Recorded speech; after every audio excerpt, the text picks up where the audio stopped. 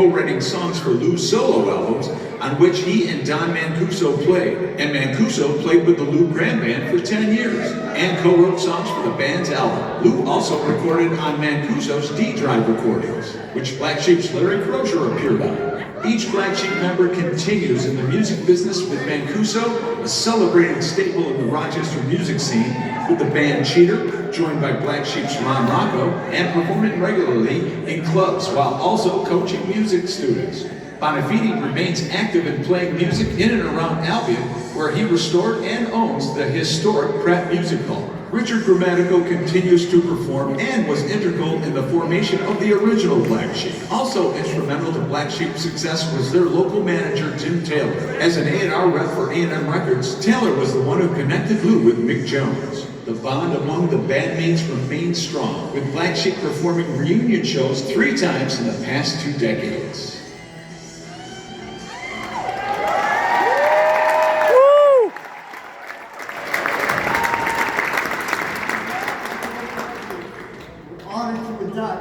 Black Sheep, the Rochester Music Hall of Fame, class of 2025.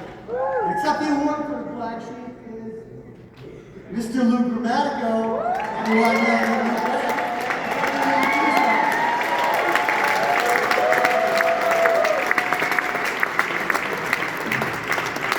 Let's rock the coming.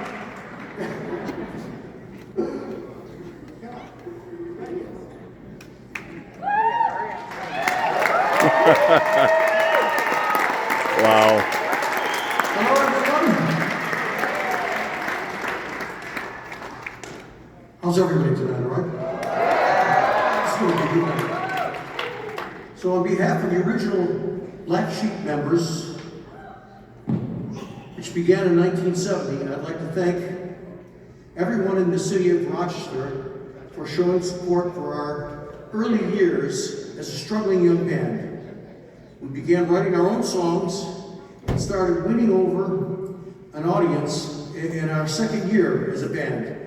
We started writing original records, original songs, and recording them too. Now, we fortunately garnered a recording contract with Capitol Records, and that was big news for us, for a young band from Rochester, New York, you know? And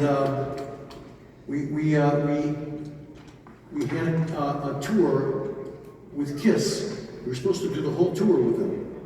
And that was about as exciting as it got for us. We were hoping for big things because the album was getting real positive feedback from the radio stations.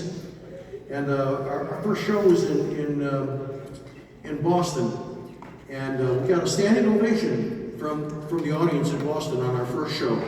We were over the moon. And so we went back on and played one more song, and it was magic. So then we all cleaned up and sat down in the back of the hall and listened to Kiss, and they were great too.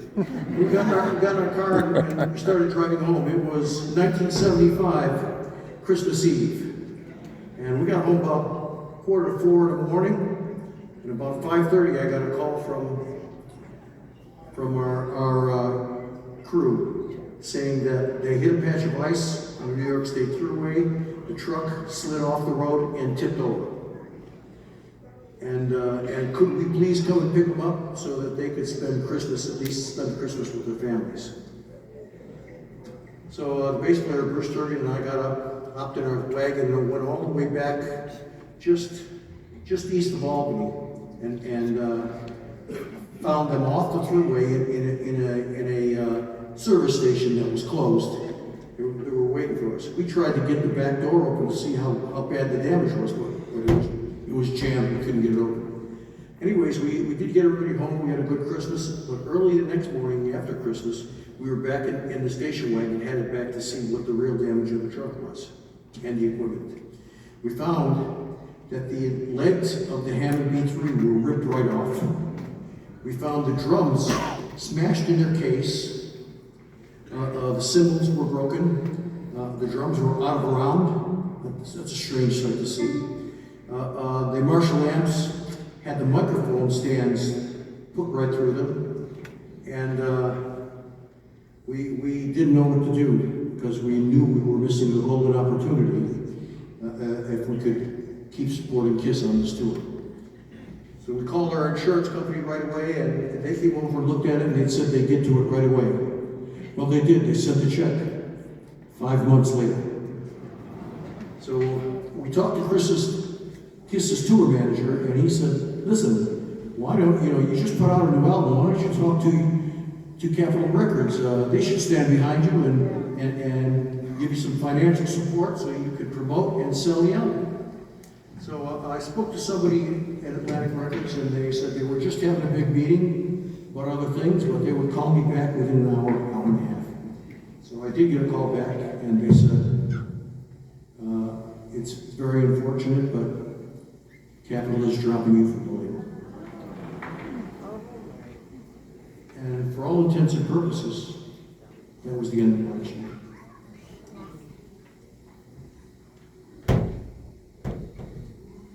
But within 6 months, even though we got an insurance settlement and stuff, I got a call from Mick Jones. Yeah, Mick Jones, and he said he was putting together his own band, and he heard my voice on the Black Sheep albums and wanted me to come and audition. So that's exactly what I did, and I got the job. How do you like that first thing?